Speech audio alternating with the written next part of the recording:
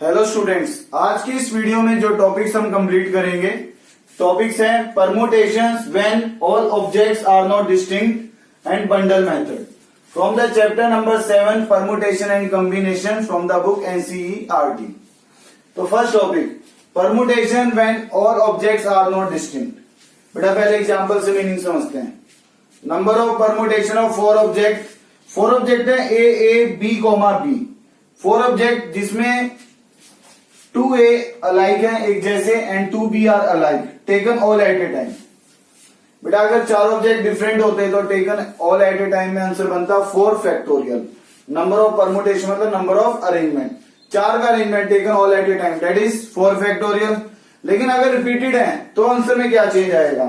अगर इन चार के अरेंजमेंट लिखता हूं तो बेटा पहले ए के रेफरेंस में फर्स्ट ऑब्जेक्ट ए, तो ए के लिए क्या बनेगा ए बी बी, फिर ए को फिक्स रखा, फिर बी ए बी, फिर बी बी ए, पहले बी को फिक्स रखा, तो टोटल ऐसे अरेंजमेंट बनाओगे तो 6 अरेंजमेंट बनेंगे। तो इसका मतलब ये बना बेटा अगर चारों डिस्टिंक्ट होते तो क्या अरेंजमेंट बनते हैं 4 factorial.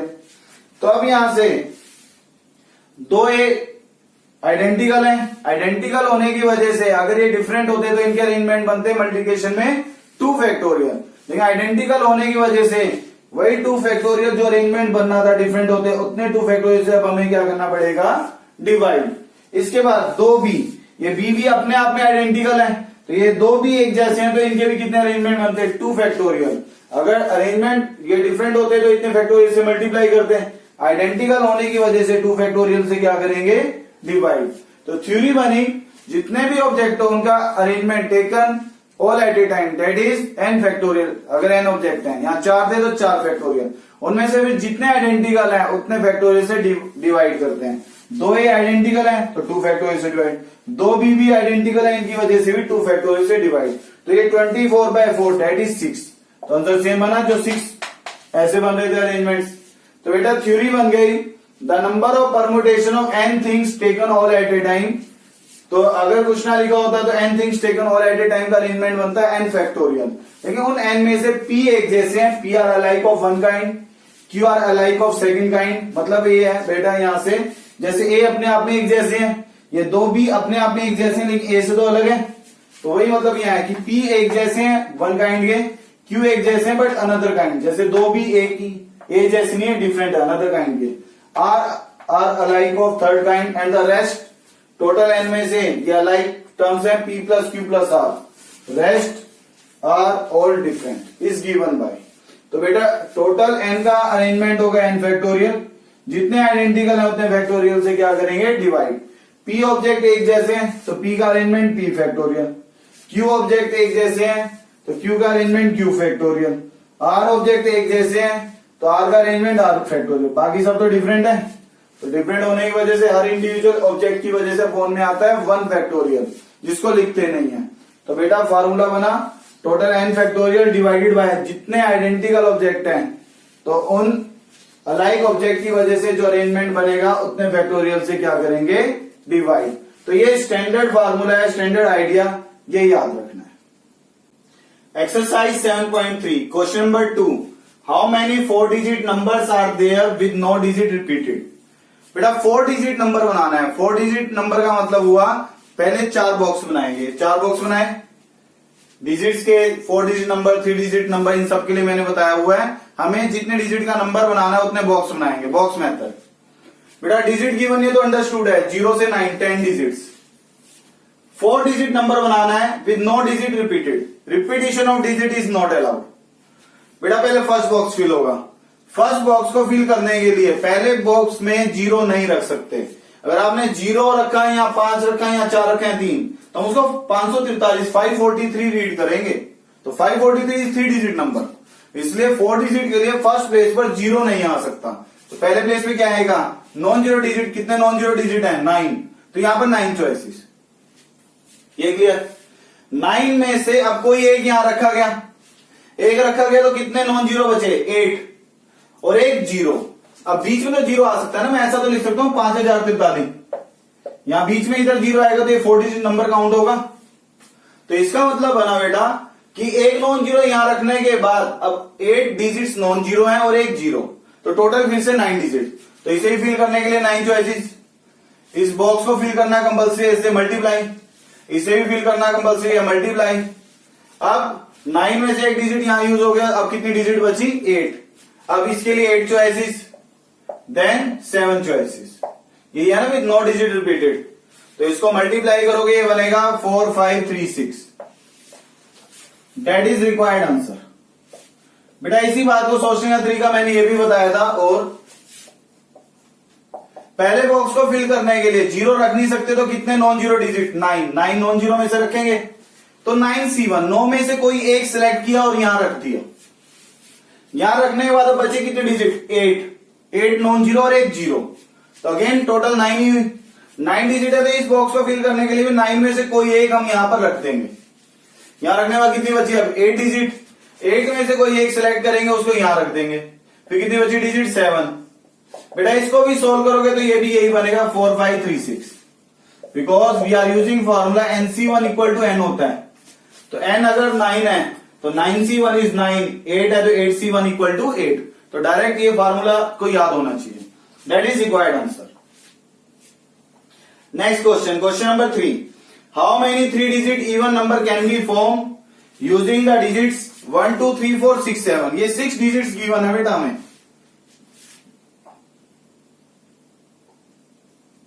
If no digit is repeated, repetition of digit is not allowed. जो हमने एक बार यूज कर ली डिजिट, वो दोबारा यूज नहीं होगी।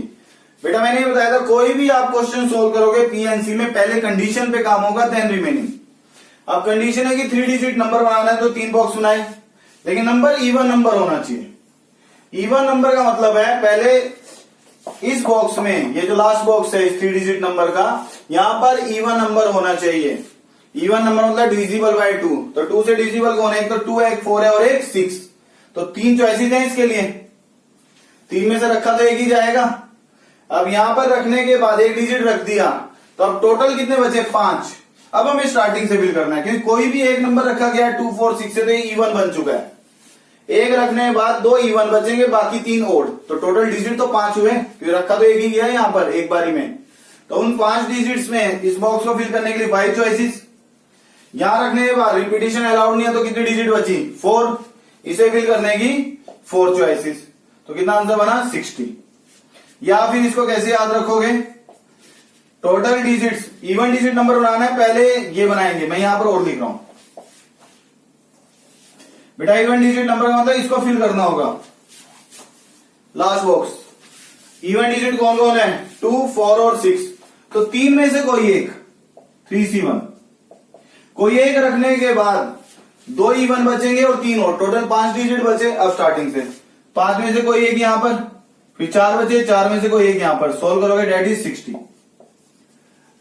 That is required answer.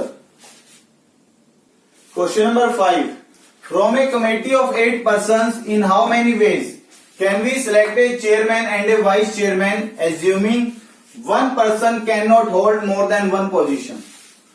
मतलब कि एक पर्सन अगर चेयरमैन बन गया तो वही वाइस चेयरमैन के लिए सिलेक्ट हो, ऐसा पॉसिबल नहीं है। हमें एज्यूम करना है जो पर्सन चेयरमैन बन गया है तो वाइस चेयरमैन के लिए डिफरेंट पर्सन होना चाहिए। तो बेटा आप देखो, चूज मतलब सिलेक्ट करना। From A committee of 8 person, मतलब 8 पर्सन अवेलेबल है, हमें उसमें से एक चेयरमैन बनाना है, एक वाइस चेयरमैन। एक पर्सन चेयरमैन बनेगा, एक वाइस चेयरमैन, तो इसका मतलब 2 पर्सन हमें चाहिए। यहां तक बात क्लियर? अब इसका मतलब ये बना बेटा, पहले चेयरमैन बनाने के लिए उन 8 में से मैं किसी एक को सिलेक्ट कर लूं, रिक्वायर्ड नंबर ऑफ वेज।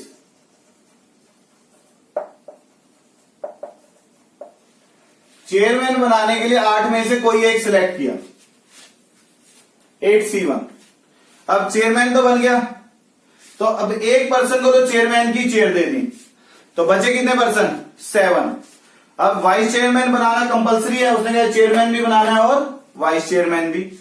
तो वाइस चेयरमैन भी बनाना कंपलसरी है, इसे क्या करेंगे? मल्टीप्लाई। कंपल्शन मतलब मल्टीप्लीकेशन, चॉइस नहीं बनाऊं या ना बनाऊं, वाइस चेयरमैन फिक्स है, रिस्ट्रिक्शन है, कंपल्शन है, तो इसका मतलब मल्टीप्लीकेशन। तो अब पर्सन बच गए 7। 7 में से एक पर्सन हमें क्या बनाना है? Vice chairman. तो 7 में से कोई एक, इसको सोल्व करोगे, that will be 56। That is required answer. फिर से सोचते हैं बेटा इसी को, और लिख दिया मैंने।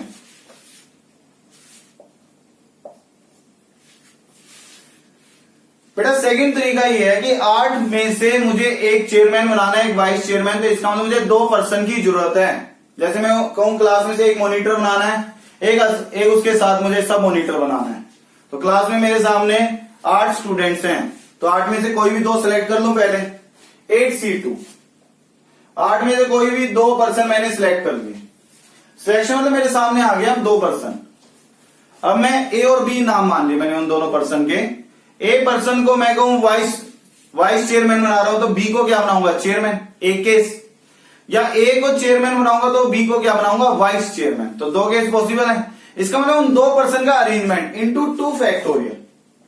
2 फैक्टोरियल का मतलब क्या हुआ कि हम उन 2 पोजीशंस का क्या कर सकते हैं, इंटरचेंज कर सकते हैं। तो जब हम उनके अरेंजमेंट कर सकें, इंटरचेंज मतलब अरेंजमेंट कर पा रहे हैं, तो उतने फैक्टोरियल से मल्टीप्लाई करते हैं। तो 8C2 बेटा फार्मूला एनसीआर का लिखवाया था, 8 फैक्टोरियल 2 फैक्टोरियल 6 फैक्टोरियल इंटू ये 2 फैक्टोरियल एज इट इज, ये कैंसल। 8 फैक्टोरियल मतलब 8 इंटू 7 इंटू 6 फैक्टोरियल, एक एक काम करते रहेंगे, that is 56, that is required answer. Same यही बना। बेटा माइंड में क्वेश्चन ये आता है कई बार, तो यहां क्यों 2 फैक्टोरियल नहीं किया मल्टीप्लाई। जब आप एक एक पर्सन करके सिलेक्ट कर रहे हो, तो आप यहां पर वो 2 फैक्टोरियल वाले सारे केस भी इसमें आ रहे हैं।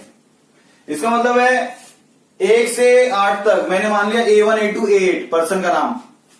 A1 यहां है तो A2 यहां है, A2 यहां है तो A1 यहां है। 8 में से कोई एक, 8 में से कोई एक A1 भी हो सकता है, A2 भी हो सकता है, A3 भी। तो पहले पोजीशन पे A1 भी बन सकता है पर्सन, A2 भी, A3 भी, A4 भी, A5 भी सारे। लेकिन 8C2 कह रहा हूं तो इसका मतलब है यहां से कि 8 इंटू 7 बाई 2 फैक्टोरियल। तो केसेस का हाफ। सिलेक्शन मतलब अरेंजमेंट नहीं कर रहे हैं, सिर्फ 1 बाय 1 सिलेक्ट करके मल्टीप्लाई करने मतलब हम साइमल्टेनियसली अरेंजमेंट को भी इंक्लूड कर रहे हैं। तो यहां पर ये हिडन होता है इंक्लूड करना अरेंजमेंट, क्योंकि 1 बाय 1 सिलेक्शन है। तो आप साइमल्टेनियसली एक बार में पर्सन सिलेक्ट कर रहे हो, 2 पर्सन चाहिए थे 2 पोस्ट के लिए, तो 8 में से 2 सिलेक्ट कर लिए। अब उन पोस्ट पे उनका अरेंजमेंट क्या होगा, इंटू 2 फैक्टोरियल। 1 बाय 1 सिलेक्शन मतलब उसमें साइमल्टेनियसली क्या हो रहा है, अरेंजमेंट भी हो रहा है।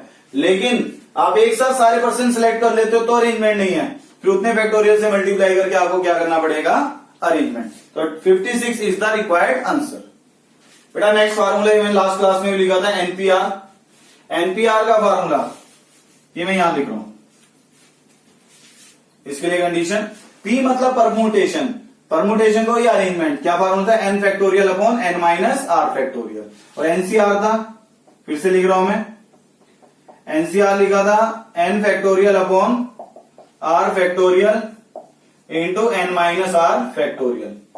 मिनिमम 0 फैक्टोरियल से शुरू करते हैं, 0 फैक्टोरियल 1 होता है। तो एन और आर दोनों होल नंबर है। N must be greater than equal to are.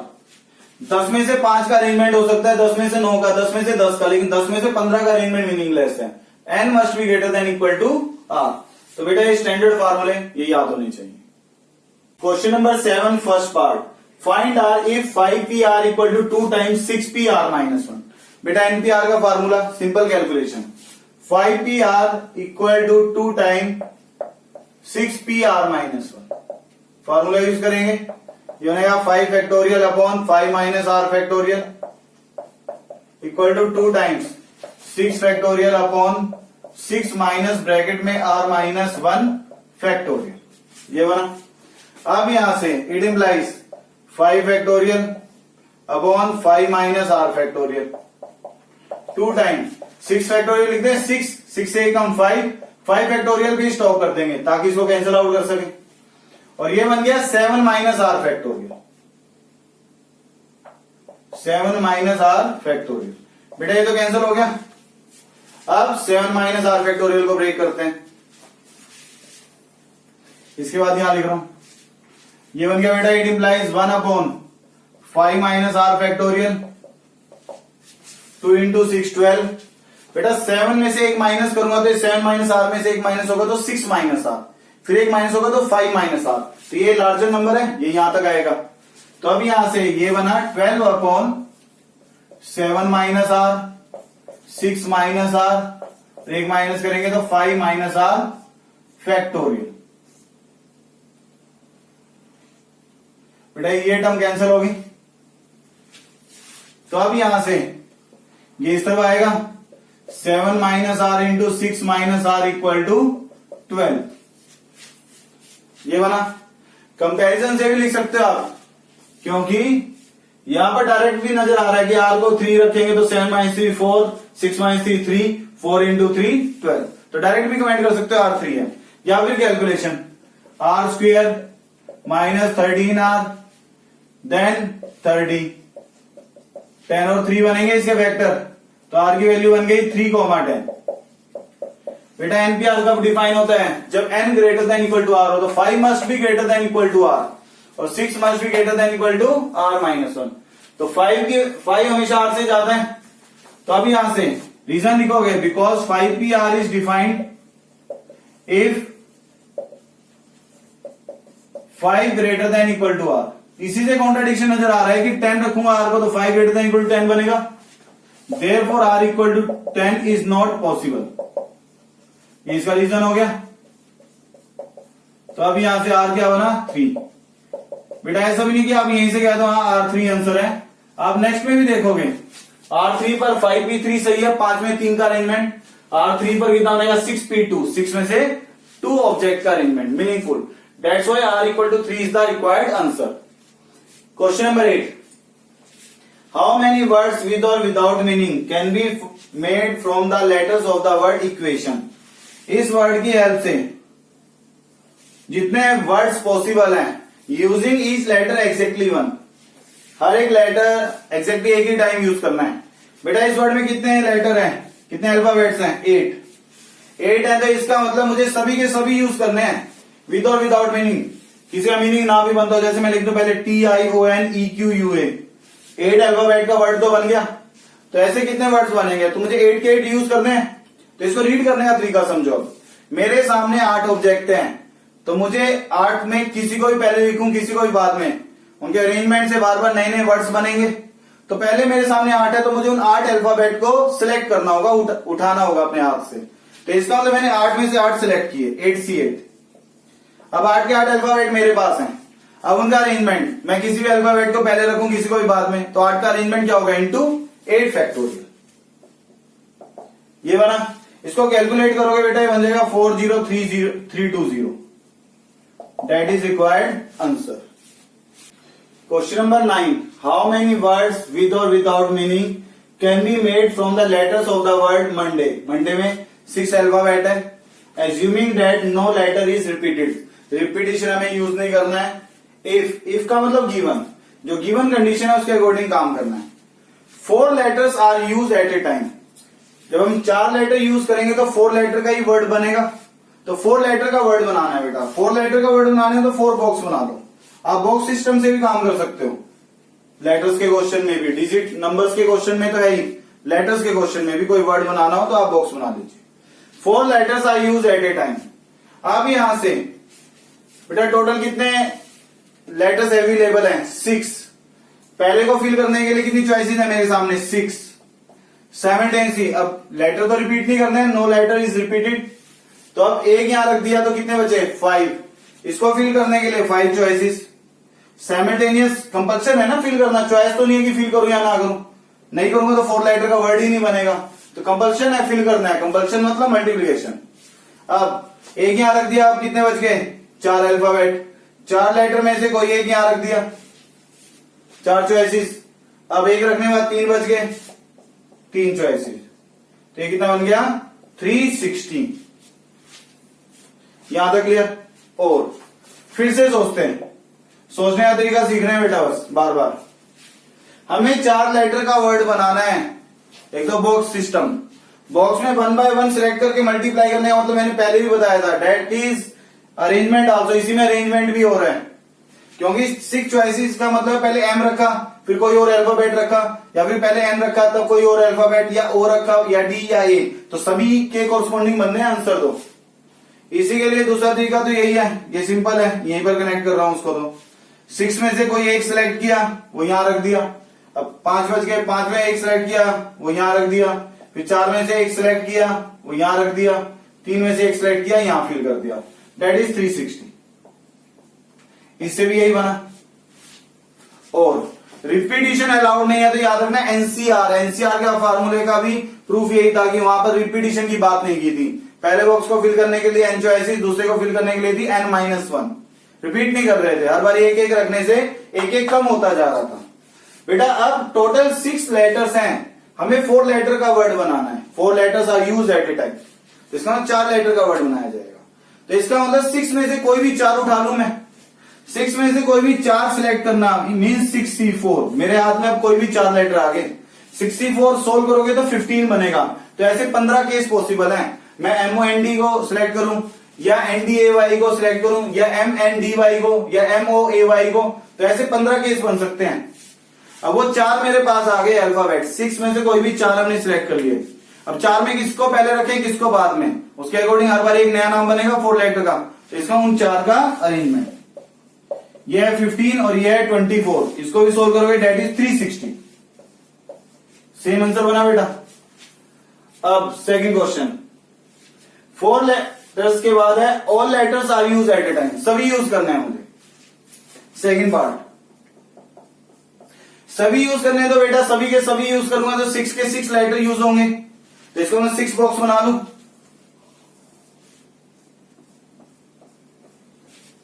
6 के 6 यूज करने हैं। तो अब यहां से पहले को फिल करने के लिए 6 चॉइसेस, 61 भी लिख सकते हो, 6 में से कोई एक उठाकर मैंने रख दिया, या 6 चॉइसेस। 61 को सोल्व करोगे तो 60 बनेगा। फिर अब कितनी चॉइसेस, 5 बच गए, इसके लिए 5 choices, then 4, then 3, then 2, then 1। Repeat नहीं करना है, नो लेटर इज रिपीटेड। तो कितना आंसर बन गया, 6 फैक्टोरियल डेट इज 720। ये बनेगा बेटा। इसी बात को आप ऐसे भी लिख सकते हो, और अभी सेकंड पार्ट है, यहां पर लिख देता हूं। और मुझे 6 लेटर्स, सभी लेटर्स यूज करने हैं। मेरे सामने 6 रखे हुए हैं, पहले मैं 6 के 6 उठाऊंगा तभी उनको अरेंज करूंगा। तो 6 के 6 को उठाना दैट इज द सिलेक्शन। तो 6 में 6 उठा लिए, 6 ऑल लेटर्स यूज करने हैं ना मुझे, इसमें सारे उठाने हैं। अब सारे मेरे पास आ गए, अब किसी को पहले रखूं किसी को बाद में, तो एक नया वर्ड बनता रहेगा। तो उन 6 का अरेंजमेंट क्या होगा, 6 फैक्टोरियल। इसको भी सोल्व करोगे बेटा 720 आंसर आएगा, दैट इज रिक्वायर्ड आंसर। अब इसका last part, all letters are used but first letter is a vowel, इस पे काम करेंगे बेटा। थर्ड पार्ट, सभी लेटर्स यूज करने हैं, तो 6 लेटर्स हैं तो वर्ड भी 6 लेटर्स का ही बनेगा। इसमें मैंने 6 बॉक्स बना दिए बेटा। अब लिखा है but first letter is a vowel, पहले कंडीशन सोल्व होती है देन रिमेनिंग। पहला लेटर वावल होना चाहिए। वावल कौन कौन है मंडे में, ओ और ए, 2 अल्फाबेटिक वावल है। तो इसका मतलब मेरे पास पहले को फिल करने के लिए कितनी चॉइसेस हैं, 2। ये कहा है ना first letter is a vowel, vowel के नाम पे ओ यूज हो सकता है या ए। तो पहले को फिल करने की 2 चॉइसेस, बेटा 2 में से एक ही रखूंगा ना, या तो इसको 2 लिखो या 2C1, 2 में से एक सेलेक्ट करके रख दिया। 2C1 को भी सोल्व करोगे 2 बनेगा, तो एक ही मतलब होता है। अब एक यहां रख दिया, बच कितने गए, 5, यानी कि 4 बच गए। दोनों यूज नहीं हुए हैं, 2 चॉइसेस हैं, रखा एक गया, ओ रखा गया या फिर ए, तो 2 केस बने ना, इससे 2। अब एक रखने के बाद कितने बच गए, 5, इसको फिल करने की 5 चॉइसेस, फिर यहां एक रख दिया तो कितने बच गए, 4 चॉइसेस, फिर इसको फिल करने के लिए 3 choices, then 2 choices, then 1 choices. ये बनेगा बेटा। इसको कैलकुलेट करोगे तो ये बनेगा 240, 240। ये आंसर बना। फिर से सोचते हैं, इसको सोचने का तरीका सीख रहे हैं, कुछ रटना नहीं है। पहले कंडीशन पे काम होता है। कंडीशन का मतलब है first letter is a vowel, पहले प्लेस पे तो वावल ही रखना है। वावल है कितने, 2 में से एक सेलेक्ट किया और लिख दिया बेटा मैंने, उठा के पहले प्लेस पर रख दिया, ये हो गया फिक्स। अब एक रखने का मतलब उस एक का अरेंजमेंट क्या होगा, 1 फैक्टोरियल, क्योंकि अल्फाबेट को इधर करे मतलब पहले लिखे बाद में, तो नए नए वर्ड्स बन रहे हैं ना, तो अरेंजमेंट भी है उनका। तो बेटा जो कंडीशन है पहले वो कंप्लीट होगी। कंडीशन ये है कि first letter is a vowel, फिर उसके बाद 5 लेटर आएंगे बाकी। तो पहले लेटर वावल, वावल दो पॉसिबल है, दो में से एक सिलेक्ट किया, वो रख दिया, उस एक का अरेंजमेंट है 1 फैक्टोरियल। जितने ऑब्जेक्ट होते हैं, जितने रखे जाते हैं, 1 रखा गया ना पहले प्लेस पर, दो में से कोई एक, उस 1 का अरेंजमेंट 1 फैक्टोरियल। अभी एक अल्फाबेट का काम हुआ, तो अब बचे कितने, 5। साइमल्टेनियसली उसको भी यूज करना है। अब मेरे सामने 5 अल्फाबेट बच गए हैं, मैं 5 में 5 उठा लूं, 5 में 5 उठा लिए मैंने, 5C5। अब ये सिलेक्ट करने के बाद किसको पहले रखें, किसी को बाद में, उनके अरेंजमेंट इनटू में क्या लिखेंगे, 5 फैक्टोरियल। बेटा ये बिल्कुल बेसिक तरीका है 1 by 1 सोचने का। ऐसे नहीं इसमें आप ये गलती कर दो 2C1 और पहले 5C5 इंटू 6 फैक्टोरियल लिख दो। आपने 6 फैक्टोरियल कह दिया, तो इसका मतलब आप ऐसे वर्ड्स भी लिख रहे हो, पहले M आ गया, फिर N, फिर ODAY, पर पहले M आ गया तो पहला तो अल्फाबेट, वावल रहा ही नहीं, ये तो कॉन्सोनेंट आ गया। इससे पहले वावल पे रिस्ट्रिक्शन कंप्लीट की जा रही है। वावल है, 2 वावल्स हैं, दो में से कोई एक रखने वाले, एक का अरेंजमेंट 1 फैक्टोरियल। बाकी 5 अल्फाबेट में से पहले 5 सेलेक्ट किए। अब वो सिलेक्ट करने के बाद कौन से अल्फाबेट को पहले लिखे, कौन से को बाद में, हर बार एक नया वर्ड बनेगा। अब उन 5 का अरेंजमेंट 5 फैक्टोरियल। तो बेटा इनको मर्ज मत कर देना, कंडीशन को पहले काम करते हैं। तो वर्ड्स का मतलब होता है अल्फाबेट को किसको पहले लिखे, किसी को बाद में, तो बार बार नए वर्ड्स बनते हैं। तो इसका उनके अरेंजमेंट की बात करनी है। तो कंडीशन में सिलेक्शन होने के बाद वहीं उसका अरेंजमेंट करोगे, देन फिर रिमेनिंग के सिलेक्शन बाद उनका अरेंजमेंट। तो 1 by 1 स्टेप से कंप्लीट करना है। That is 240, that is the required answer. Bundle method, बेटा इस टर्म का मतलब समझना। पहले तो इस लाइन से मैं इस बात को क्लियर करूंगा, देन इससे रिलेटेड क्वेश्चन में डिस्कस करेंगे। Number of ways when an object never together. जब भी ऐसी बात आ जाएगी 5 object never together, 4 object never together, इसका मतलब होता है टोटल नंबर ऑफ वेज में से वो वेज माइनस कर दो जब an object are always together. Always together का मतलब क्या है, ऑलवेज टुगेदर में हम क्या करेंगे, एक बंडल बना लेंगे, एक बॉक्स, उस बॉक्स में सारे ऑब्जेक्ट रख देंगे जो टुगेदर है, तो उसे हम कह रहे हैं बंडल मेथड। बेटा क्वेश्चन की हेल्प से समझो, इसको हम ऐसे भी याद रखते हैं, नेवर टुगेदर मतलब टोटल माइनस ऑलवेज टुगेदर, ये शॉर्ट फॉर्म है। नेवर टुगेदर की बात है तो टोटल केस लिखकर उसमें से ऑलवेज टुगेदर का केस माइनस करना। बेटा जैसे ये क्वेश्चन लिखा है, question number 10, in how many ways of the distinct permutations of the letters in Mississippi do the 4 I's not come together. 4 I's are never together, इसकी बात नजर आए। 4 आईज आर नेवर टुगेदर का मतलब होगा टोटल माइनस ऑलवेज टुगेदर, ये मतलब बना। तो 4 आईज नेवर टुगेदर, बेटा पूरा लिखने की जरूरत नहीं कि number of ways that 4 eyes never together, हमें सेंस समझ आनी चाहिए। इसका मतलब टोटल केसेस लिखकर टोटल में से माइनस करेंगे when 4 I's are always together.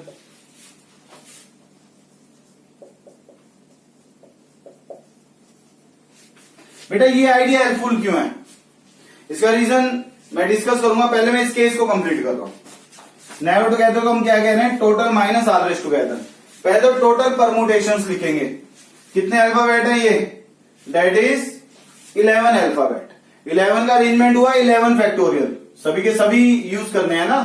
Distinct permutations of the letters, ये तो नहीं कहा ना कि हाँ ये पर्टिकुलर 5 लेटर यूज करने हैं, उसने कहा कि सभी यूज करो और वो केसेस यूज करने हैं जब 4 आई टुगेदर ना हो। तो टोटल में से व्हेन 4 आईज आर टुगेदर वो केस हम माइनस कर रहे हैं। तो बेटा मैंने इस वीडियो के स्टार्टिंग में ही थ्योरी लिखी थी, जब ऑब्जेक्ट्स डिस्टिंक्ट ना हो, सिमिलर ऑब्जेक्ट की बात आ जाए, जैसे 4s ये सिमिलर है, 4i ये सिमिलर है, तो जितने रिपीटेड ऑब्जेक्ट होते हैं उतने फैक्टोरियल से हम डिवाइड करते हैं। तो टोटल 11 अल्फाबेट का अरेंजमेंट 11 फैक्टोरियल, 4s रिपीटेड है तो 4 फैक्टोरियल से डिवाइड, 4i रिपीटेड है 4 फैक्टोरियल से डिवाइड, 2p रिपीटेड है 2 फैक्टोरियल से डिवाइड। 10 अल्फाबेट तो इसी से पूरे हो गए, और एक m सिंगल ऑब्जेक्ट है, सिंगल के लिए 1 फैक्टोरियल लिखो या ना लिखो, सिंगल के लिए नहीं लिखते, बस रिपीटेड जितना होगा उतने फैक्टोरियल से क्या करना है, divide. Minus when 4 I's are always together, 4 I always together का मतलब है बेटा इसका कि हमने 4 आई का एक बंडल बना दिया, हो गए टुगेदर। इस बंडल को एक ऑब्जेक्ट मानना है, दैट इज 1 ऑब्जेक्ट। जैसे m एक अल्फाबेट मतलब एक ऑब्जेक्ट, एक आई एक ऑब्जेक्ट। जब उसने कह दिया 4 आई टुगेदर हैं, बंडल मतलब चारों को एक बॉक्स में लिख दो, और that will be considered 1 object. बेटा ऑब्जेक्ट है ये। अब यहां से ये एक ऑब्जेक्ट हुआ, बाकी कितने अल्फाबेट बच गए? एम के बाद 4s और 2p। बेटा 7 + 4 11 अल्फाबेट है। अब इनको काउंट करना है। कंडीशन आई पर है और किसी अल्फाबेट पे नहीं। आई टुगेदर कर लिए, एक ये हो गया और 7 ये। 7 + 1 8 ऑब्जेक्ट काउंट होंगे अभी। तो 8 का अरेंजमेंट 8 फैक्टोरियल, ये 8 फैक्टोरियल बना।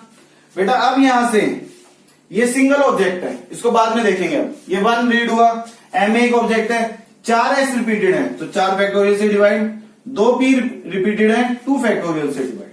मैं रिपीट कर रहा हूं, बंडल मेथड का मतलब 4i टुगेदर, 4i का एक बंडल बना दिया। एक बंडल मतलब एक ऑब्जेक्ट, बाकी बचे हुए अलग से लिख दिए। 7 ये, एक ये, 8 हो गए। 8 का arrangement 8 factorial.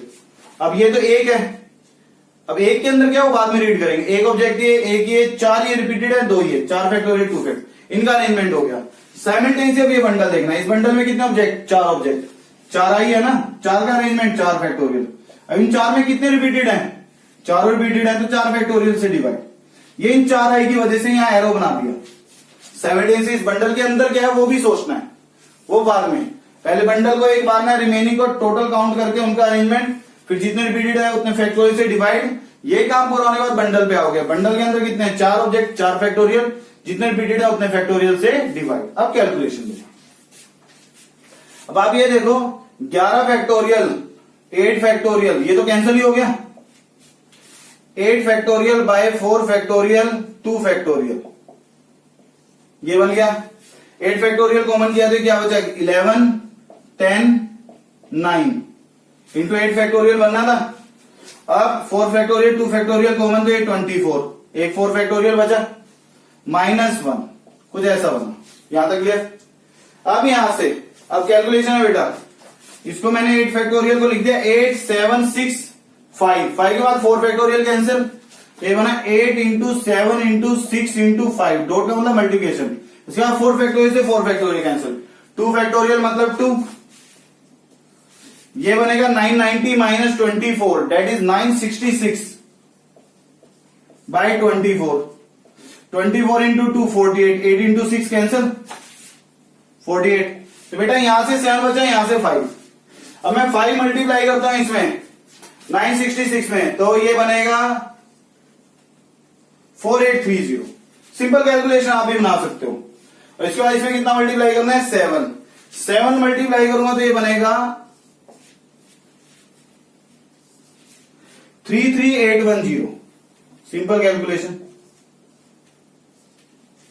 33810, that is required answer. ये इसका एक आंसर बना बेटा, लेकिन यहां मैंने बॉक्स सुना दिया बेटा अलग से, ताकि कंफ्यूजन हो। तो जब नेवर टुगेदर की बात आए, टोटल माइनस ऑलवेज टुगेदर, बेटा अब ये थ्योरी क्यों हेल्पफुल है? अगर मैं इसको सिंपल सोचता तो मैं ऐसे सोचता, जैसे मिसिसिपी है, 4i टुगेदर नहीं आने चाहिए, या तो ऐसा लिखा नजर आया जैसे ये एक वर्ड 4i टुगेदर नहीं है। इसमें ऐसे वर्ड भी बनेंगे जब 2i टुगेदर, फिर एस लिखने के बाद फिर आई आ गया, फिर पी आ गया, फिर आई, 2i भी टुगेदर है तो इसका मतलब एक केस ये भी बनेगा। 4i टुगेदर नहीं होने चाहिए ना, 4i is not together. Total minus क्या कर रहे हैं? Always together. ऑलवेज टुगेदर का केस हटाएंगे तो वो केस आएंगे जब 2i टुगेदर हो जाए 2 अलग, 3i टुगेदर हो जाए 1 अलग, तब भी 4i तो टुगेदर नहीं है। तो ऐसे बहुत केस बनेंगे बेटा, फिर उनके फैक्टोरियल से अरेंजमेंट करना, तो उन सभी केसेस को ऐड करना, तब यहां पहुंचेंगे आंसर पे। इतने केस पे काम ना करना पड़े तो सिंपल आइडिया है, जब भी नेवर टुगेदर की बात आएगी, नेवर टुगेदर, इसको मैं अंडरलाइन कर रहा हूं, टोटल माइनस ऑलवेज, ये टोटल को अंडरलाइन कर दिया, total minus always together. Standard theory याद होनी चाहिए, that is bundle method. Question number 11, in how many ways can the letters of the word permutations be arranged if first part है word start with p and end with s। बेटा पहले first part complete कर रहे हैं। Permutations के alphabet count करोगे, these are 12 alphabets. इन 12 में बेटा 2 टी रिपीटेड है और कोई रिपीटेड नहीं है। अगर सपोज करो कुछ भी ना लिखा होता है कंडीशन, इन 12 के लिए नंबर ऑफ अरेंजमेंट पूछे होते हैं, तो 12 का अरेंजमेंट क्या होगा? 12 फैक्टोरियल, और कितने टी रिपीटेड है? 2 टी, तो 2 फैक्टोरियल से डिवाइड कर देते, तो आंसर बनता है 12 फैक्टोरियल बाय 2 फैक्टोरियल। लेकिन कंडीशंस पे पहले सोचना है। इफ मतलब गिवन हमें वर्ड स्टार्ट विद पी, तो 12 अल्फाबेट का वर्ड बनेगा, 12 बॉक्स बना दिए। वर्ड स्टार्ट विद पी, ये पी से शुरू होंगे, and with S, last alphabet S होना चाहिए। जब उसने फिक्स कर ही दिया तो मैं पी के अलावा यहां और कुछ नहीं लिख सकता, लास्ट में एस के अलावा और कोई अल्फाबेट नहीं लिख सकते। तो ये वन वे में फिक्स हो गया, ये भी वन वे में फिक्स हो गया। इन्हीं सभी अल्फाबेट से बनाना है मुझे, तो जितने अल्फाबेट जितने टाइम से उतने टाइम्स यूज होंगे। तो पी और एस तो यहां यूज हो गए, क्योंकि word start with P and with S. तो पहला अल्फाबेट पी है बेटा और लास्ट एस, तो पी वन वे में फिक्स हो गया, एस भी वन वे में। अब इसको फिल करने के लिए सेकंड अल्फाबेट कुछ भी चॉइसेस हैं। 2 अल्फाबेट यूज हो चुके हैं, तो बचे कितने? 10 में से कोई भी यहां पर, इसके लिए 9 चॉइसेस, इसके लिए 8, 7 की जगह आप 7C1 भी लिख सकते हो, कैलकुलेट करोगे 7 बनेगा। 6, 5, 4, 3, 2, यहां 1 चॉइसेस। इस पे भी काम किया है, कंपल्शन मल्टीप्लाई। बेटा कितने टी रिपीटेड है? 2 टी, तो अपॉन में 2 फैक्टोरियल, ये अपॉन में लिखना पड़ेगा। कैलकुलेशन है, इसकी कैलकुलेशन बनाओगे बनेगा 1814400, that is required answer. Calculation आप बना सकते हो। बेटा आप सेकंड में लिखा है vowels are always together, vowels are all together, all together मतलब ऑलवेज टुगेदर। तो इसमें 5 वावल्स हैं, ई यू ए आई ओ, पांचों टुगेदर होने चाहिए। तो एक बंडल बना दिया बेटा, बंडल मेथड, रिमेनिंग अलग से लिख दिए। इसमें टी रिपीटेड है, बंडल कह दिया तो ये कितना ऑब्जेक्ट कंसीडर होगा? That is 1 object. Vowels are always together ना, टुगेदर मतलब एक बॉक्स में रखते। इस बंडल को उठा के मैं यहां रख दूं, यहां रख दूं, एन के बाद रखूं पी से पहले, तो बंडल की वजह पांचों एक साथ ही रहेंगे। तो बेटा इसका मतलब ये हो गया, ये 1 ऑब्जेक्ट और ये 7 + 1 8 ऑब्जेक्ट। 8 का अरेंजमेंट कितना बना? रिक्वायर्ड नंबर, REQ लिख रहा हूं मैं, रिक्वायर्ड नंबर। 8 का अरेंजमेंट 8 फैक्टोरियल। ये 1 ऑब्जेक्ट है, ये 7, 8, इन 8 में 2 टी रिपीटेड है, अपॉन में 2 फैक्टोरियल। इनका अरेंजमेंट कंप्लीट हो गया। साइमल्टेनियस बंडल के बारे में सोचते हैं। बंडल के अंदर कितने ऑब्जेक्ट हैं? 5, इन 5 का अरेंजमेंट 5 फैक्टोरियल। इनमें कोई रिपीटेड तो नहीं है, कोई रिपीटेड नहीं, से अपॉन में डिवाइड नहीं करेंगे। इसको कैलकुलेट करोगे, ये बनेगा 2419200, दैट इज रिक्वायर्ड आंसर। बेटा आप थर्ड पार्ट सोल्व करेंगे। Third part, there are always 4 letters between P and S. बेटा इंपॉर्टेंट है ये, पी और एस के बीच में हमेशा 4 अल्फाबेट होने चाहिए। पहले ये कंप्लीट किया, फिर 12 अल्फाबेट है, पी और एस के बीच में 4 अल्फाबेट होने चाहिए बेटा। तो पी और एस मैंने लिख दिए, इनके बीच में 4 अल्फाबेट। पी एस लिखने के बाद बचे कितने? 10। 10 में से कोई भी 4 यहां रख दूं मैं, 1 2 3 4, 4 स्पेस बना दिए। तो इसका मतलब ये बना 10 में से कोई भी 4 सिलेक्ट करके मैंने यहां रख दिए। बेटा अब इसमें ज्यादा काम करना है, इसमें मैं 1 बाय 1 को कंप्लीट करता चलूंगा, समझना है इसको। स्टेटमेंट में क्या है? There are always 4 letters between P and S. P और एस के बीच में है, तो इसमें पी और एस लिखूं या एसपी लिखूं तो भी एक ही मतलब है, तब भी 4 अल्फाबेट एस और पी के बीच में को, या पी और एस के। तो इसलिए पी और एस के पहले तो अरेंजमेंट, पी और एस का अरेंजमेंट हुआ, पी और एस के 2 अल्फाबेट अरेंजमेंट हुए, 2 फैक्टोरियल। अब साइमल्टेनियसली आगे सोचना है, साइमल्टेनियसली सोचने का मतलब हुआ मल्टीप्लाई। अब 2 अल्फाबेट पे सोच लिया, इसका रोल खत्म हो गया, अरेंजमेंट भी हो गया। अब इसके बाद इनके बीच में 4 अल्फाबेट होने चाहिए, 2 यहां यूज हो गए तो बचे 10। 10 में से कोई भी 4 सिलेक्ट करके यहां रख दें। उन 4 में किसी को भी पहले लिखें, किसी को भी बाद में। उन 4 का अरेंजमेंट हो गया 4 फैक्टोरियल। तो यहां तक की कहानी कंप्लीट हो गई। बेटा अब जो 4 यहां रखे गए, मैंने इसका पूरा एक बंडल बना दिया। मैंने समझने के लिए मान लिया कि वो 4 रखे गए ERMU, ये सिर्फ एज्यूम किया है, ये 4 नहीं, 10 में से कोई भी 4, ये 4 हो सकते हैं, ये 3 और 1 ये 4 हो सकता है, कोई भी, समझने के लिए। जब ये 4 रखे, 2 ये हो गए, 6 हो गए, यहां पर 6 हो गए, तो बचे कितने? 6 अल्फाबेट। तो 6 अल्फाबेट बच गए बेटा मेरे पास, TATION, समझने के लिए है बेटा ये सब थ्योरी। अब यहां से अगर मैं इसको बंडल मान रहा हूं बेटा, इस बंडल को उठा के टी के बाद रख दूं, तो भी पी और एस के बीच में तो 4 ही होंगे। इस ओ के बाद रख दूं इस पूरे बंडल को, फिर एन लिखूं यहां एन यहां ओ, तो भी पी और एस के बीच में 4 ही है। कंडीशन तो फुलफिल है। तो ये बंडल एक ऑब्जेक्ट कंसीडर होगा, वन ऑब्जेक्ट। इस बंडल को उठाकर कहीं भी रखेंगे तो हमेशा पी और एस के बीच में कितने अल्फाबेट काउंट होंगे?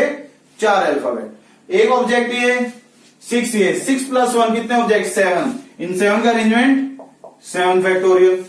बेटा अब इनके अरेंजमेंट सभी कंप्लीट हो गए। अब सभी में 2 टी रिपीटेड है तो 2 फैक्टोरियल से क्या कर देंगे? डिवाइड। ये इसका आंसर बना रिक्वायर्ड नंबर। REQ लिख रहा हूं, पूरा लिखना इसको। मैं रिपीट कर रहा हूं बेटा, 1 by 1। जब बहुत ज्यादा कंडीशंस हो तो बंडल में भी जितने ऑब्जेक्ट रखे उन पर अरेंजमेंट बनाते हुए 1 by 1 स्टेप कंप्लीट करते चलेंगे। ये नहीं बाद में बंडल पे आएंगे फिर इसके 4 फैक्टोरियल अरेंजमेंट। आप पहले भी कर सकते हो, मल्टीप्लाई में 2 × 5 लिखो या 5 × 2, बनना तो 10 ही है। तो मतलब ये बना परमुटेशंस में क्या है? पी और एस के बीच में हमेशा 4 लेटर होने चाहिए। पी एस के बीच का मतलब बेटा पी को यहां लिखो, एस को यहां, या पहले पी यहां है, उसने लिखा फर्स्ट पी होना चाहिए। तो इसमें पी और एस के अरेंजमेंट 2 फैक्टोरियल।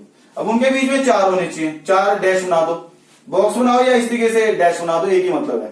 तो 4 बचे कितने? 10। 12 में से 10 में से कोई 4 मैंने सिलेक्ट किए, उन 4 का अरेंजमेंट 4 फैक्टोरियल। अब पी और एस के बीच में 4 होने चाहिए, एक बंडल बना दो, कोई भी 4 अपनी तरफ से मान लो समझने के लिए। अब बाकी 6 बच गए। अब इस पूरे बंडल को उठा के कहीं भी रखेंगे तो हमेशा पी और एस के बीच में 4 ही काउंट होंगे।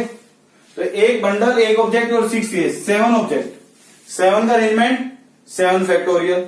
अब इन सभी में कितने टी रिपीटेड हैं? 2 टी। तो 2 फैक्टोरियल से क्या कर देंगे? डिवाइड। ये बना। तो अब बेटा इसकी कैलकुलेशन है, आप इसको कंप्लीट कर लेना। ये मैं इसका आंसर लिख रहा हूं, सिंपल कैलकुलेशन है, इसको कैलकुलेट करके देखना, यही आंसर बनेगा। तो ये आइडिया इंपॉर्टेंट है बेटा। किसी किसी बुक में आप अदर बुक्स भी अगर फॉलो करोगे तो 3 केस बना रखे हैं। 3 केस में, इस केस की पी और एस के बीच में दोनों टी रिपीटेड आए। केस 2 एक टी पी एस के बीच में था, एक टी बाहर था। और एक केस जब टी यहां पर आए नहीं, दोनों टी बाहर थे, उतने केस की जरूरत नहीं है, तब भी 3 केस बना के ऐड करोगे पहुंचोगे ये। 1 by 1 बेसिक सीखना जरूरी है, उस बेसिक से हमने काम किया, डायरेक्ट आंसर मिल गया। तो ये आइडियाज इंपॉर्टेंट है बेटा। पीएनसी में कुछ भी क्रैम नहीं करना है, हमें बेसिक से सोचना आना चाहिए। तो आज की इस वीडियो में हमने बंडल मेथड पे काम किया। नेवर टुगेदर नजर आए तो total minus always together. Always together की बात आएगी तो उसको 1 ऑब्जेक्ट मानोगे और टोटल अलग काउंट करके उसमें 1 ऑब्जेक्ट को भी ऐड करोगे, तो उससे आपको टोटल नंबर ऑफ ऑब्जेक्ट पता लगेगा। तो बंडल मेथड पे काम किया है। ऑब्जेक्ट का रिपीटिशन हो तो जितने रिपीटेड ऑब्जेक्ट होंगे उतने फैक्टोरियल से डिवाइड करेंगे। तो इन इंपॉर्टेंट आइडियाज पे काम किया है। यहां तक की प्रैक्टिस करना। All the best.